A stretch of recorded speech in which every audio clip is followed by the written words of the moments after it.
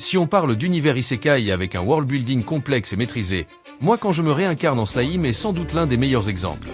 Contrairement à de nombreuses œuvres du genre, où la magie est souvent une simple mécanique secondaire, Tensura développe un système extrêmement détaillé, basé sur des concepts allant bien au-delà des simples sorts ou artefacts enchantés. Dans cet univers, même les fondations mêmes de la réalité sont construites autour de particules d'information, de spiritrons et de magicules, des éléments qui façonnent non seulement la magie, mais aussi la nature même de l'existence. Aujourd'hui, on va plonger au cœur de cet incroyable système magique et décrypter tous ses rouages. Donc si tu aimes ce genre de contenu, abonne-toi, laisse un like et partage la vidéo à tes amis. Avant de continuer, je voulais vous prévenir que j'ai maintenant un Patreon. Si vous aimez mes vidéos et que vous voulez me soutenir, c'est le meilleur moyen de le faire. En rejoignant la communauté, vous aurez accès aux vidéos plusieurs mois avant tout le monde sur YouTube, à du contenu exclusif et à plein d'autres avantages. Ça m'aidera énormément à continuer cette aventure et à vous proposer encore plus de vidéos épiques. Le lien est en bio, alors rejoignez-nous. Les particules fondamentales, l'essence de l'univers de Tensura. Tout commence avec ce que l'on appelle les particules fondamentales, qui constituent littéralement la base de l'univers. Parmi elles, la plus importante est sans doute la particule d'information. Les particules d'information, l'ADN de la réalité.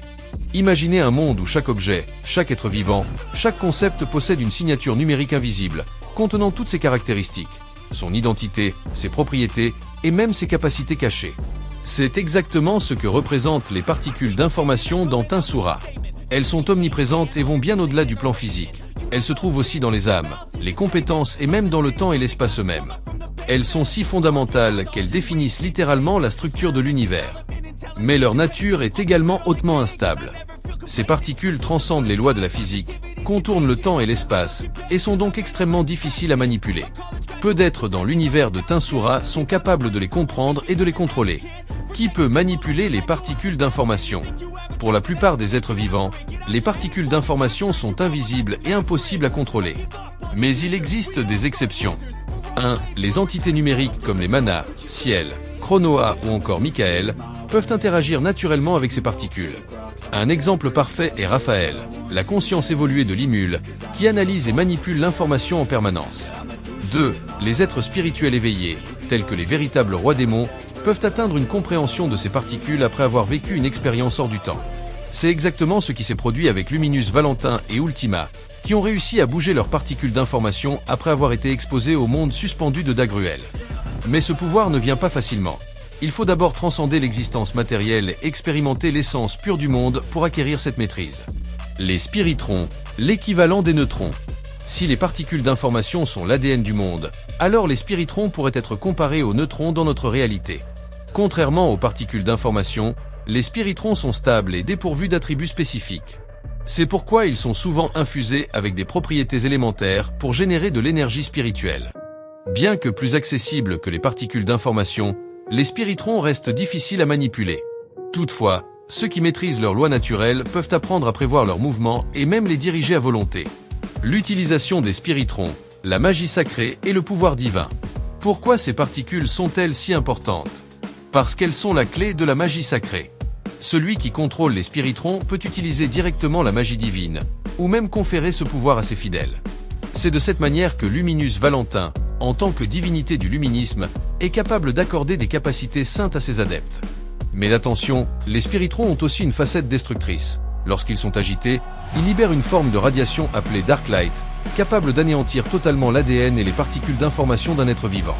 C'est ce qui les rend redoutables contre les formes de vie spirituelles, car ils attaquent directement l'âme de leur cible, sans possibilité de défense physique. On vient à peine d'effleurer la surface de l'incroyable complexité du système de Tensura, et déjà on comprend que chaque concept est pensé en profondeur. Entre les particules d'information qui structurent l'univers et les spiritrons qui permettent l'accès à la magie divine, on commence à percevoir pourquoi ce world building est considéré comme l'un des plus élaborés du genre isekai. La structure de l'âme, le secret de l'immortalité dans Tensura. Si les particules fondamentales définissent la structure de l'univers, l'âme en est sans doute le noyau le plus mystérieux. Dans Tensura, l'âme n'est pas juste une essence immatérielle, elle est une construction incroyablement complexe, composée de plusieurs couches, chacune jouant un rôle essentiel dans l'existence des êtres vivants. Décomposer son fonctionnement nous permettra de comprendre pourquoi certaines créatures sont virtuellement immortelles, et comment les puissants êtres comme les rois démons ou les vrais dragons peuvent se réincarner même après la destruction totale de leur corps. Les 3 couches de l'âme, un système inébranlable.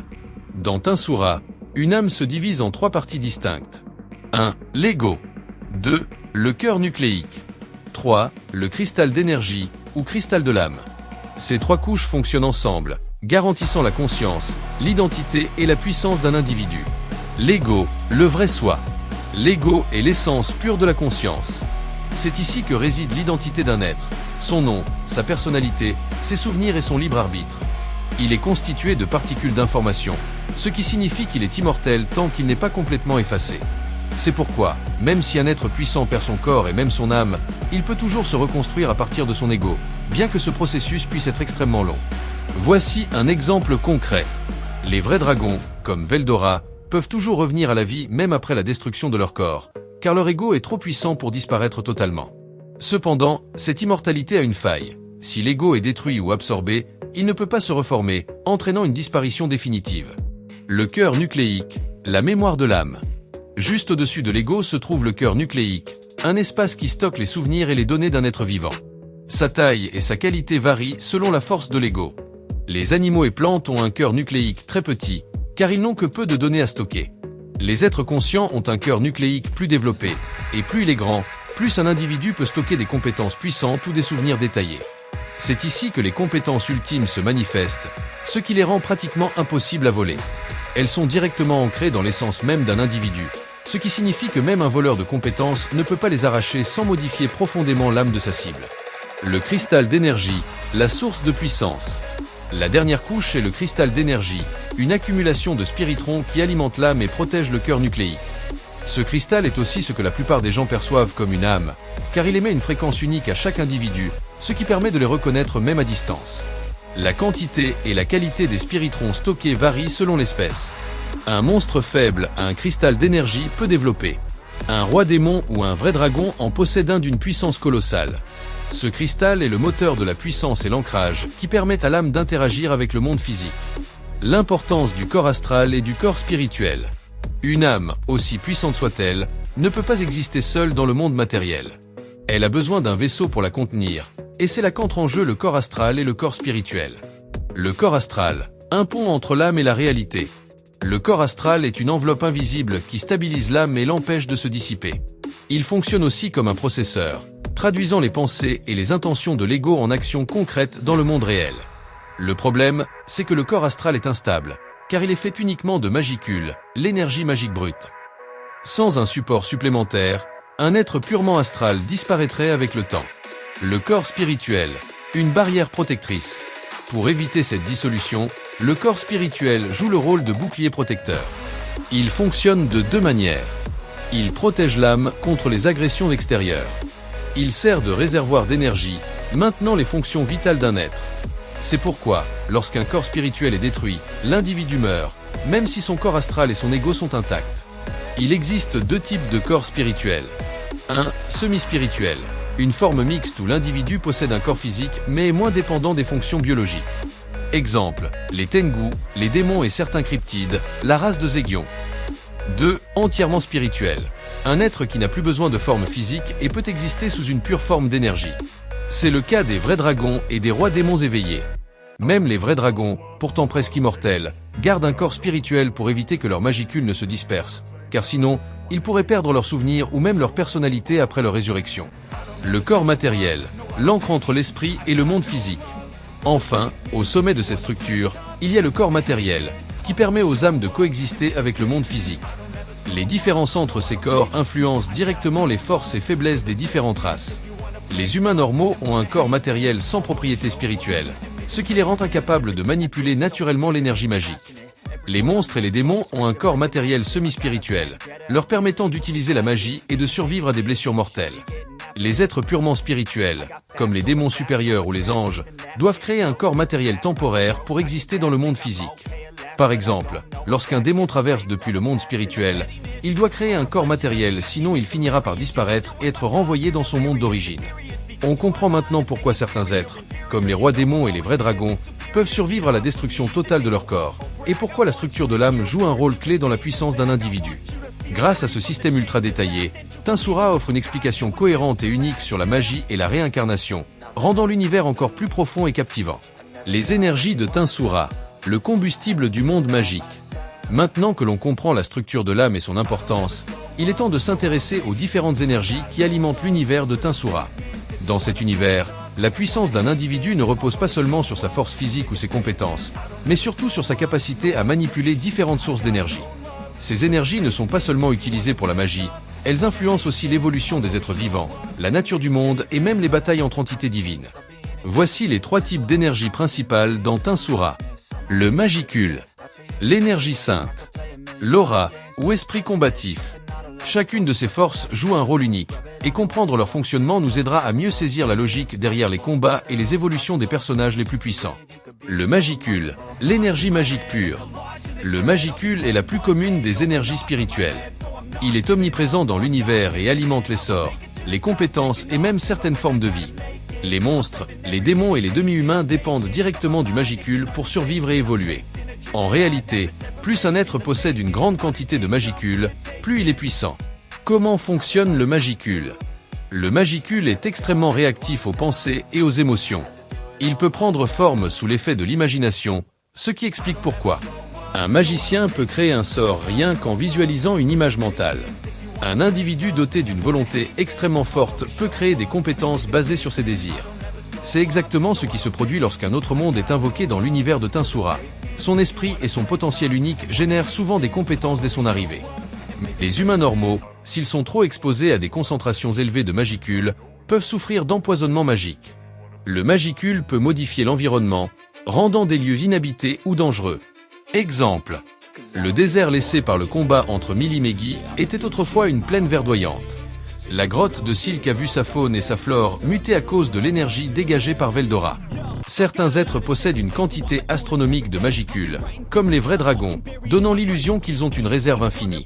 En réalité, ils en ont juste tellement que même s'ils en utilisent, leur régénération est plus rapide que leur consommation.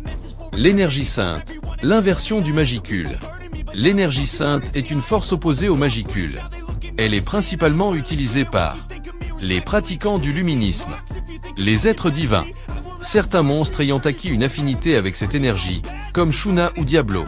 L'énergie sainte est issue de spiritrons fusionnés avec l'attribut de lumière, ce qui lui confère des propriétés très particulières. Caractéristiques de l'énergie sainte. 1. Elle purifie.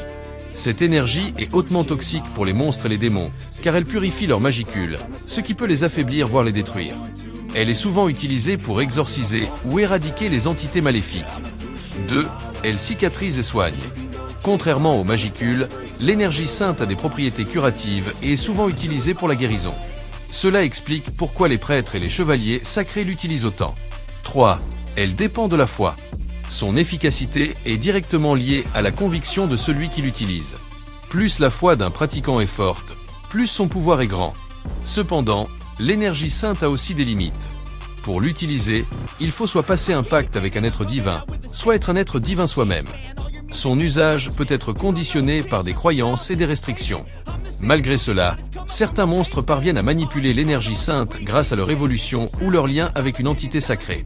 Par exemple, Adalman, un seigneur liche, maîtrise la magie sacrée malgré sa nature monstrueuse.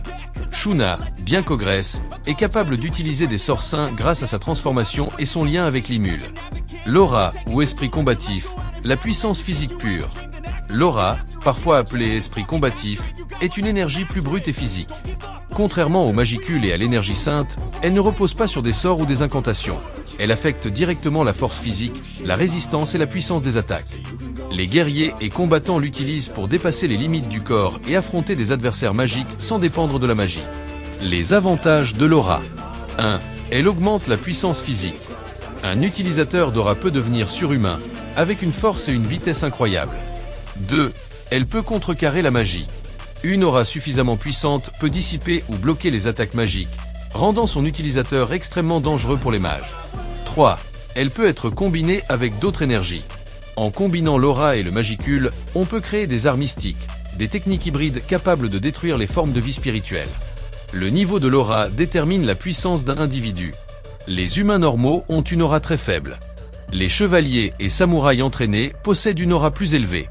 Les rois démons, dragons et autres puissants guerriers possèdent une aura colossale.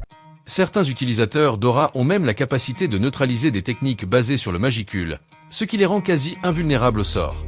L'univers de Tinsura ne se limite pas à une simple magie élémentaire. Grâce à son système énergétique détaillé, il offre une profondeur incroyable au combat et aux personnages. En résumé, le magicule est l'énergie magique la plus répandue, réactive aux émotions et source des sorts. L'énergie sainte est l'opposé du magicule, utilisée par les êtres divins et les fidèles du luminisme. L'aura est une force brute permettant d'améliorer les capacités physiques et de contrecarrer la magie. Dans la prochaine partie, nous plongerons dans le fonctionnement détaillé du mana, la source ultime du pouvoir dans Tinsura, ainsi que les différentes écoles de magie existantes. Le mana, la source ultime du pouvoir dans Tinsura. Jusqu'ici, on a exploré les particules fondamentales, la structure de l'âme et les différentes énergies spirituelles. Mais il reste un élément central à comprendre, le mana. Si le magicule est l'énergie brute permettant d'utiliser la magie, alors le mana est l'outil qui permet de le contrôler et de le canaliser. C'est grâce à lui que les êtres vivants peuvent activer leurs compétences, lancer des sorts et même baptiser d'autres créatures. Dans cette partie, nous allons voir comment fonctionne le mana, pourquoi il est unique à chaque individu, et quelles sont les différentes écoles de magie utilisées dans l'univers de Tinsura. Qu'est-ce que le mana? Le mana est une combinaison de 3 éléments. 1. L'énergie vitale, provenant du corps. 2. L'énergie spirituelle, provenant de l'âme. 3. La puissance de l'esprit, provenant de la volonté et de la conscience. C'est cette combinaison qui permet aux êtres vivants d'utiliser des sorts, de manipuler des compétences et même de nommer d'autres créatures. Le mana est unique à chaque individu. Chaque personne dans Tinsura possède une signature énergétique unique. Comment circule le mana dans le corps? Le mode de circulation du mana dépend de l'espèce. Les humains et demi-humains utilisent leur système sanguin pour faire circuler leur mana. Les monstres et créatures magiques possèdent un circuit de mana, un organe spécial qui leur permet de stocker et de manipuler de grandes quantités d'énergie. Ce circuit de mana est une faiblesse potentielle car il peut être endommagé par des attaques ciblées, comme les compétences interférences de mana ou des attaques basées sur l'esprit combatif. Un circuit brisé entraîne une incapacité temporaire ou permanente à utiliser la magie. Les principales écoles de magie. Dans Tinsura, la magie est divisée en plusieurs catégories majeures, chacune avec ses propres règles et applications. Les 4 principales écoles de magie sont magie expecto, la magie élémentaire, la magie sacrée, la magie d'invocation. 1. Nous avons la magie expecto, la plus courante. C'est la magie la plus basique et la plus répandue. Elle fonctionne grâce à l'imagination et la compréhension des principes naturels. Comment ça marche? Il suffit de visualiser un effet magique, exemple, une boule de feu, puis d'utiliser le mana pour transformer cette idée en réalité. C'est pourquoi cette magie est extrêmement polyvalente et permet d'innombrables variantes. Exemple, si un mage veut créer une lame de glace, il doit comprendre que la glace se forme grâce à une baisse de température, puis imaginer une lame faite de cette matière, et enfin canaliser son mana pour la matérialiser. Certaines magies expecto sont si avancées qu'elles ne sont même plus affectées par les lois physiques normales. Exemple, la flamme noire de Limul ne peut pas être éteinte avec de l'eau classique, car elle repose sur des principes magiques purs et non sur des éléments naturels. 2. Magie élémentaire, la puissance des forces naturelles. Cette magie repose sur les éléments fondamentaux. Le feu, l'eau, la terre, le vent, la lumière, les ténèbres, le temps, l'espace. Contrairement à la magie expecto, les sorts élémentaires respectent les lois de la physique et peuvent être utilisés même dans des zones anti-magie. Cette magie est souvent associée aux esprits élémentaires. Ifri est un esprit du feu. Les dryades sont liés à la terre. Les sylphies contrôlent l'air.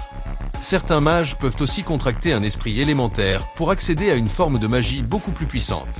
Exemple, Shizu pouvait invoquer Ifri, ce qui augmentait énormément sa puissance de feu. 3. Magie sacrée, le pouvoir divin. Cette magie repose sur l'énergie sacrée et les spiritrons. Elle peut être utilisée pour soigner et purifier, détruire les monstres et les démons, créer des miracles divins. Il existe 2 niveaux de magie sacrée. 1. Les sorts classiques, qui utilisent l'énergie sainte pour des effets de guérison ou d'attaque. 2. Les sorts miracles, qui peuvent ressusciter les morts ou effacer une existence entière. Exemple, désintégration.